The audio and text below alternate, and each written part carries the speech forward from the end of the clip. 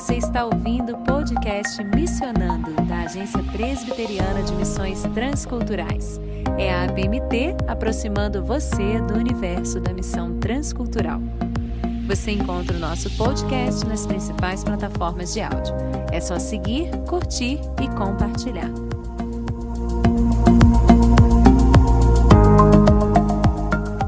Olá, ouvintes do podcast Missionando da PMT. Aqui a Elisa Kian, missionária no Japão. Hoje, no episódio de Vidas que Inspiram, a pedido de uma de nossas ouvintes, vamos apresentar a vocês a história de uma heroína cristã da Segunda Guerra Mundial. Seu nome é Corrie ten Boom. Ela é conhecida como uma pessoa que ajudou a salvar centenas de judeus e outros perseguidos do Holocausto. Ela escreveu uma autobiografia chamada O Refúgio Secreto, em que conta sua história e de sua família. Mesmo tendo se passado quase 80 anos, a vida da Corrie ainda fala a nossa geração e podemos aprender muito com a sua história. Vamos conhecê-la? Cornélia Arnolda Johanna ten Boom nasceu em 15 de abril de 1892 em Amsterdã, nos Países Baixos. Todos a chamavam carinhosamente de Corrie. Ela era a mais nova de 4 irmãos. Seus irmãos eram Betsy, William e Nolle. Seus pais eram Casper e Cornélia ten Boom. O pai era joalheiro e relojoeiro, e a família tinha uma loja, uma relojoaria, na cidade de Haarlem. A família morava no segundo andar, acima da loja. A casa foi chamada de Bege. Corrie cresceu numa família muito devotada a Deus. Eles eram membros da Igreja Reformada Holandesa de Teologia Calvinista. Todos os membros da família eram cristãos dedicados a servir a Deus e ao próximo. Eles eram voluntários de obras sociais na cidade, serviam a comunidade oferecendo abrigo, alimento e dinheiro aos necessitados. Durante anos, eles abrigaram filhos adotivos, cujos pais eram missionários que trabalhavam fora do país e que não tinham condições de estudar no campo missionário. Corrie treinou para se tornar relojoeira e em 1922 ela foi a primeira mulher licenciada como relojoeiro nos Países Baixos. Na década seguinte, além de trabalhar na loja do pai, ela fundou um clube para jovens e adolescentes que oferecia ensino religioso e aulas de educação artística, costura e trabalhos manuais. E também trabalhava como voluntária numa organização que cuidava de crianças com deficiência. A vida tranquila que a família ten Boom levava mudou para sempre quando o exército alemão invadiu os Países Baixos em 1940. O clube de jovens e adolescentes teve que ser fechado. Os alemães começaram a perseguição aos judeus. Na cidade, começaram a aparecer as placas: não se vende a judeus. Aos judeus não era permitido andar de ônibus, ir ao teatro, aos parques, e eles tinham que usar uma grande estrela amarela em seus casacos, com a palavra judeu escrito nela, para que todos pudessem ver de imediato quem eles eram. E não demorou para que começassem a levá-los para os campos de concentração na Alemanha e na Polônia para serem mortos. Seu irmão William, que era pastor em uma igreja do interior, foi o primeiro da família a se envolver no movimento de resistência ao nazismo. Em maio de 1942, uma mulher bem vestida chegou à porta da casa da família ten Boom com uma pasta na mão. Ela estava nervosa e disse que era judia e que seu marido havia sido preso meses antes e o seu filho estava escondido. As autoridades da ocupação haviam visitado a sua casa novamente e ela estava com medo de voltar e ser presa. Ela tinha ouvido que a família ten Boom tinha ajudado seus vizinhos e a mulher perguntou se ela poderia ficar com eles. Mesmo sabendo dos riscos que corriam, abrigando a senhora judia, Corey e seu pai concordaram imediatamente. A família Ten Boom amava muito os judeus.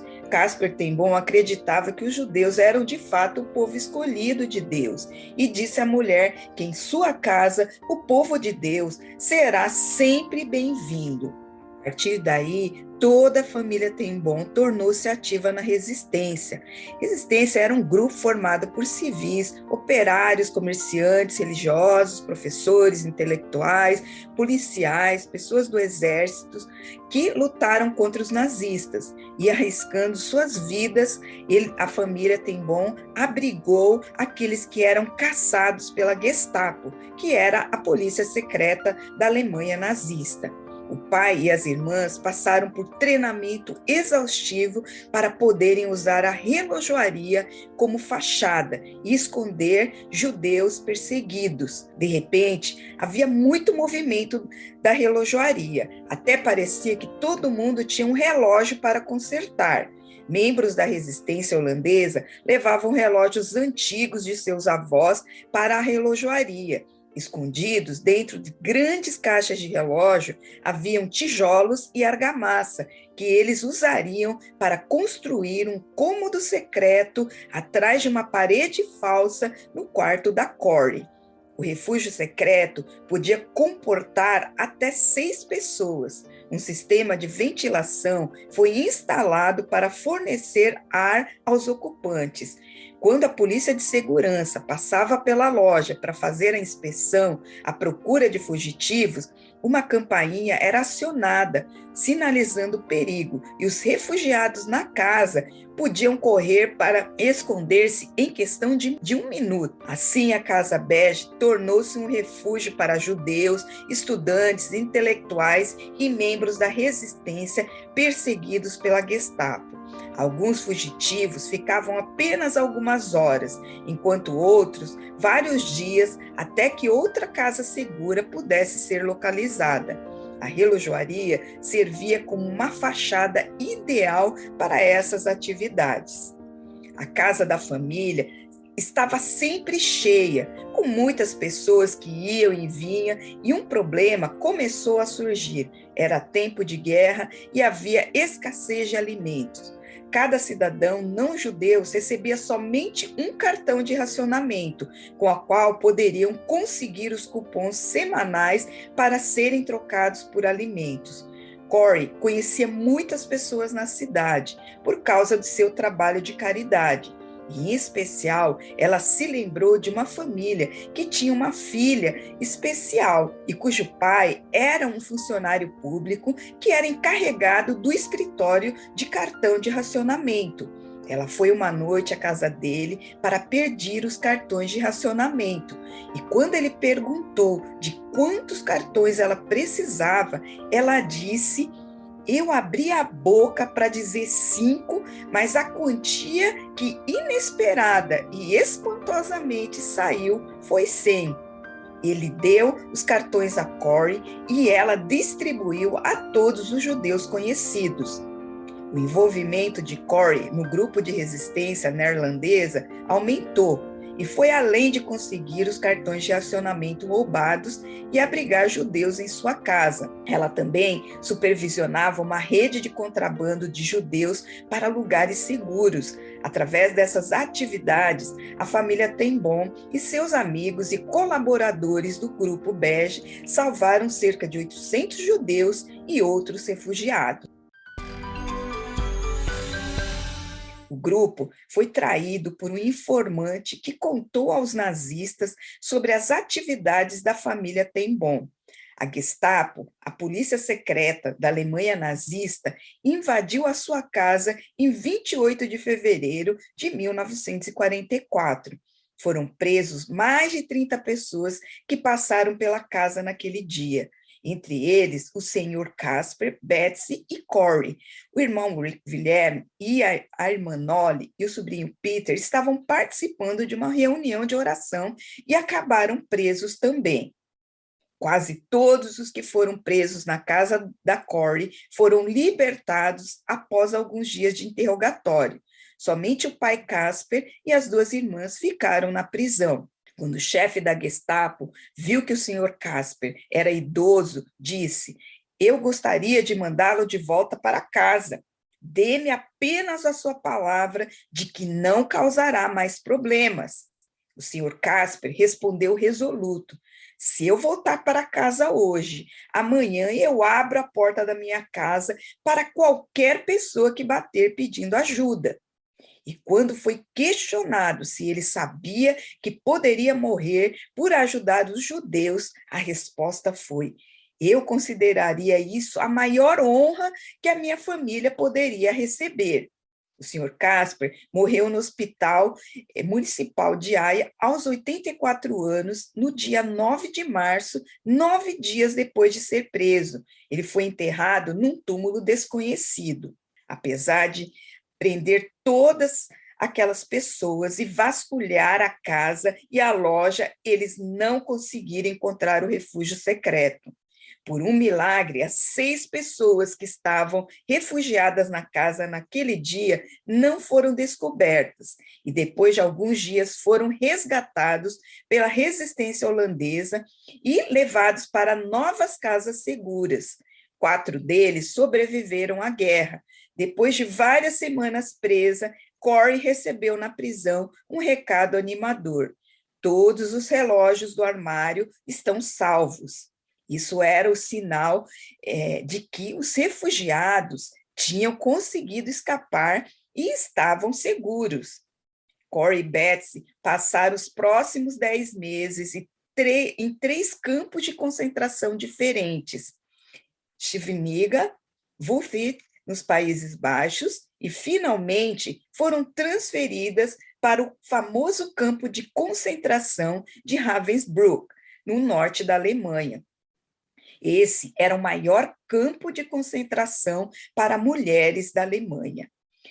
As prisioneiras eram usadas nos trabalhos forçados, em projetos agrícolas e fábricas de armamentos. Milhares de mulheres morreram ali de fome, doenças, maltratos, e outras tantas foram executadas em câmaras de gás. A vida nesse campo era quase insuportável e as condições de vida eram precárias, com comida escassa e disciplina severa. A forte fé em Deus mantinha firme as duas irmãs, mesmo em meio às crueldades que sofreram e presenciaram na prisão. Sempre que podiam, ajudavam as outras prisioneiras, compartilhando o pouco que tinha. Inclusive, a sua irmã Betsy compartilhava seu pequeno frasco de vitaminas que ela tanto precisava com outras mulheres igualmente necessitadas. As duas irmãs, depois de um dia exaustivo de trabalho, faziam cultos secretos de oração, usando uma Bíblia holandesa que elas conseguiram levar escondido para o campo. As mulheres oravam e cantavam em sussurros para evitar chamar a atenção dos guardas.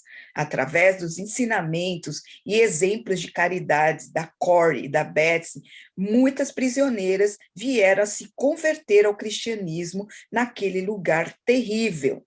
Em meio à dor e sofrimento, as mulheres encontraram a fé e esperança em Deus. Enquanto estavam presas em Ravensbrück, as duas irmãs começaram a discutir planos de abrir um local onde as pessoas pudessem receber cura após a guerra. Nesse meio tempo, Betsy, que já tinha uma saúde fragilizada por causa de uma anemia perniciosa desde a sua infância, começou a piorar e, sem alimentação adequada e falta de atenção médica, ela veio a falecer em 16 de dezembro de 1944, com a idade de 59 anos. Antes de falecer, Betsy disse a Corey: nós devemos contar a todos o que aprendemos aqui em Ravensbrück. Temos que dizer que não há nenhum poço tão profundo que o amor de Deus, ainda mais profundo, não consiga alcançar. As pessoas vão nos ouvir, Corey, porque estivemos aqui. 12 dias depois, Corey foi libertada do campo por um erro administrativo que nunca chegou a ser esclarecido. Ela costumava chamar esse incidente de um milagre. Deus estava no controle de todas as coisas. Alguns dias depois de ser libertada, ela ficou sabendo que as mulheres de sua faixa etária foram enviadas para as câmaras de gás. Corey viajou de volta a Groningen, dos Países Baixos, onde se recuperou em uma casa de repouso. Um caminhão a levou para a casa do irmão Willem, em Riversum, e ele providenciou para que ela voltasse para a casa da família na cidade de Haarlem. Em maio de 1945, Corey alugou uma casa em Blumenau e a transformou em um abrigo para sobreviventes de campos de concentração, companheiros de resistência em tempos de guerra e pessoas com deficiência. Demonstrando profundo amor cristão, ela também acolheu aqueles que haviam cooperado com os alemães durante a ocupação. Ela criou uma organização sem fins lucrativos nos Países Baixos para apoiar o lar e o seu ministério. Os planos que Corey e Betsy fizeram enquanto presas de criar um local de recuperação se tornou realidade. Quando tinha 53 anos, Corey começou um ministério itinerante mundial como evangelista e palestrante motivacional e visitou mais de 60 países, compartilhando as suas experiências no campo de concentração de Ravensbrück e testemunhando do amor e do poder do perdão de Cristo, e sempre proclamando que Jesus é vencedor. 2 anos depois de sua libertação, Corey foi à Alemanha para falar do amor de Deus. Ela teve a oportunidade de pregar em igrejas, em um campo de concentração restaurado para abrigar refugiados, e em muitos outros lugares. Ela compartilhava com todos sobre o poder do perdão. Um dia, depois do culto, um homem veio falar com ela. Ela o reconheceu imediatamente e teve medo. Aquele homem tinha sido um dos guardas mais cruéis de Ravensbrück e tinha sido particularmente cruel com a sua irmã Betsy. Ele veio caminhando em sua direção. Ela não podia fingir que não o via. Ele não a reconheceu. Então ele disse a ela: Senhora tem bom, eu já recebi o Senhor Jesus como meu Salvador há algum tempo. A senhora falou sobre o amor de Deus e o perdão que ele nos dá. Eu gostaria de pedir perdão a alguém que esteve em Ravensbrück. Ele estendeu a sua mão e continuou: A senhora pode me perdoar? Corey não conseguiu apertar a mão do homem, mas orou para que conseguisse fazê-lo. Logo a seguir, aconteceu um milagre.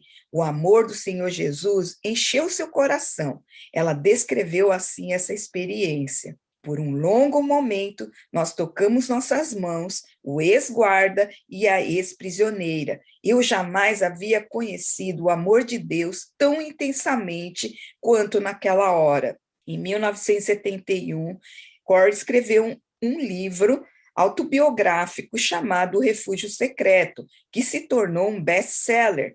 Nele contou a história de seus familiares e seu trabalho na Segunda Guerra Mundial.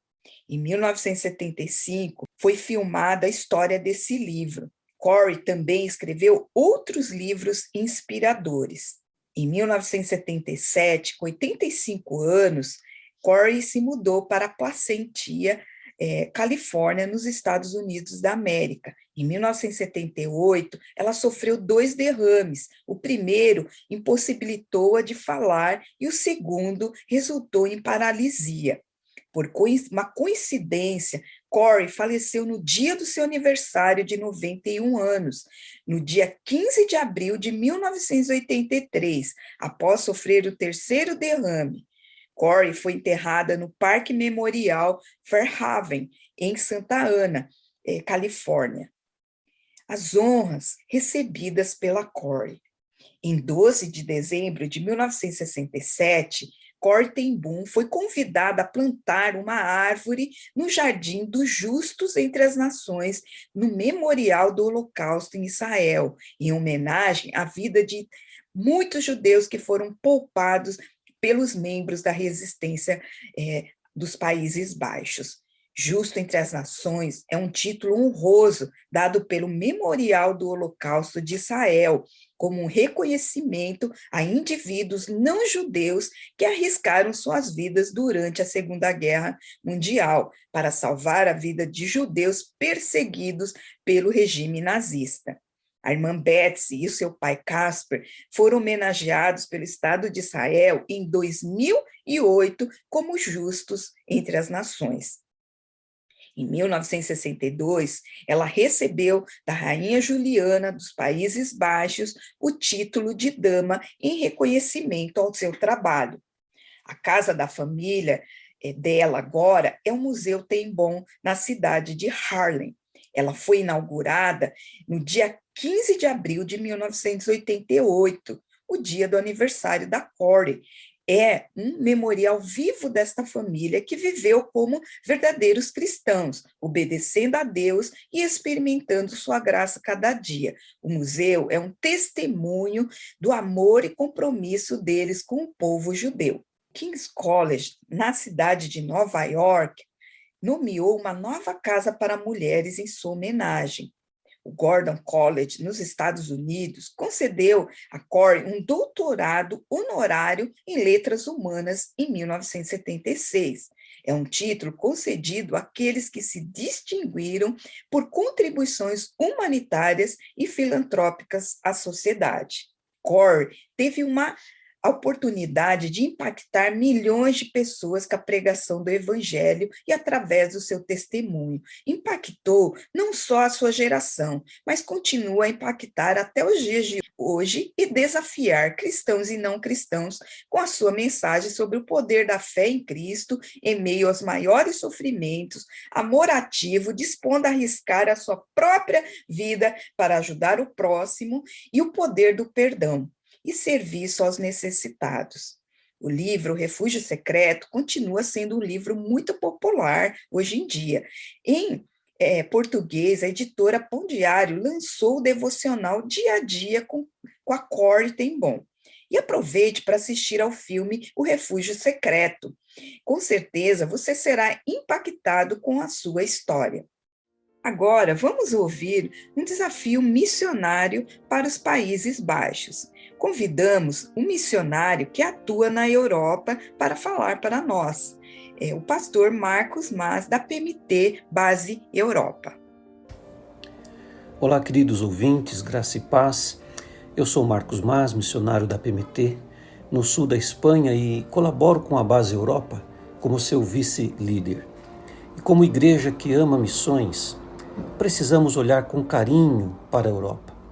O que um dia foi o berço do movimento da Reforma Protestante, hoje é um grande desafio missionário. Quero, por exemplo, chamar a sua atenção para a antiga Holanda, chamada hoje de Países Baixos. O país goza de liberdade de culto, mas como ocorre em toda a Europa, o crescimento contínuo de gente sem nenhuma identidade religiosa contrasta com o declínio continuado do cristianismo.